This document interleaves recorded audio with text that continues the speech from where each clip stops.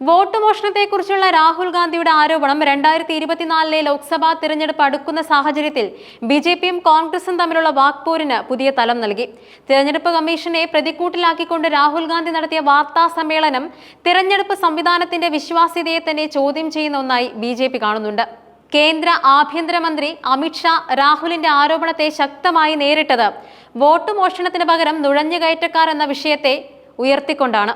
രാഹുൽ ഗാന്ധിയുടെ യാത്രകൾ നുഴഞ്ഞുകയറ്റക്കാരെ സംരക്ഷിക്കാൻ വേണ്ടിയായിരുന്നുവെന്ന് ആരോപിച്ചുകൊണ്ട് ബിജെപി തങ്ങളുടെ പരമ്പരാഗത രാഷ്ട്രീയ തന്ത്രമായ ദേശീയ സുരക്ഷയെയും കുടിയേറ്റ വിഷയങ്ങളെയും വീണ്ടും മുൻനിരയിലേക്ക് കൊണ്ടുവന്നു. ഈ വിഷയത്തെ ബീഹാറിലെ തൊഴിലില്ലായ്മ, വിദ്യാഭ്യാസം തുടങ്ങിയ യഥാർത്ഥ പ്രശ്നങ്ങളിൽ നിന്നും വഴിതിരിച്ചുവിടാനും മുസ്ലിം വിഭാഗത്തിനെതിരെ ഒളിയമ്പുകൾ തൊടുക്കാനും ബിജെപി ശ്രമിക്കുന്നുണ്ടെന്ന് രാഷ്ട്രീയ നിരീക്ഷകർ വിലയിരുത്തുന്നുണ്ട്.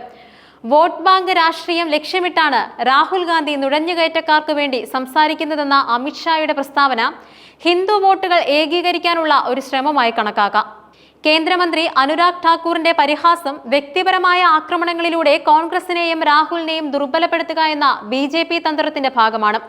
രാഹുലിന്റെ ആരോപണങ്ങളെ അടിസ്ഥാനരഹിതമെന്ന് മുദ്രകുത്തി അദ്ദേഹത്തിന് മുൻപുണ്ടായ നിയമപരമായ തിരിച്ചടികൾ ഓർമ്മിപ്പിച്ചത് രാഹുൽ ഗാന്ധി ഒരു വിശ്വസ്തനല്ലാത്ത രാഷ്ട്രീയ നേതാവാണെന്ന് വരുത്തി തീർക്കാനുള്ള ശ്രമമാണ്.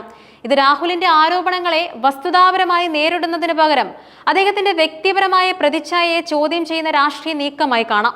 രാഹുൽ ഗാന്ധി തിരഞ്ഞെടുപ്പ് കമ്മീഷനെതിരെ ഉന്നയിച്ച ആരോപണങ്ങൾ വെറും വോട്ട് മോഷണത്തിനപ്പുറം രാജ്യത്തെ ജനാധിപത്യ സ്ഥാപനങ്ങൾ നേരിടുന്ന വെല്ലുവിളികളെക്കുറിച്ചുള്ള കോൺഗ്രസിന്റെ വിശാലമായ നിലപാടാണ് വ്യക്തമാക്കുന്നത്. ഭരണഘടനയെയും സ്ഥാപനങ്ങളെയും ബിജെപി സർക്കാർ ദുർബലപ്പെടുത്തുന്നുവെന്ന കോൺഗ്രസിന്റെ പതിവ് ആരോപണത്തിന് കൂടുതൽ കരുത്ത് നൽകാൻ ഈ നീക്കം സഹായിച്ചേക്കാം. തിരഞ്ഞെടുപ്പ് കമ്മീഷന്റെ വിശ്വാസ്യതയെ ചോദ്യം ചെയ്യുന്നത് വരാനിരിക്കുന്ന തിരഞ്ഞെടുപ്പിൽ തങ്ങൾക്ക് അനുകൂലമായ ഒരു രാഷ്ട്രീയ ആഖ്യാനം സൃഷ്ടിക്കാൻ കോൺഗ്രസിനെ സഹായിച്ചേക്കാം. ഈ വിഷയം ബിജെപിയുടെ രാഷ്ട്രീയ നാടകവും കോൺഗ്രസിന്റെ ജനാധിപത്യ സംരക്ഷണ പോരാട്ടവും തമ്മിലുള്ള പോരാട്ടമായി മാറിക്കഴിഞ്ഞു. വോട്ടർമാരെ സ്വാധീനിക്കാൻ ഇരു പാർട്ടികളും ഈ ആരോപണങ്ങളെ എങ്ങനെ ഉപയോഗിക്കുമെന്നത് വരും ദിവസങ്ങളിൽ നിർണായകമാകും.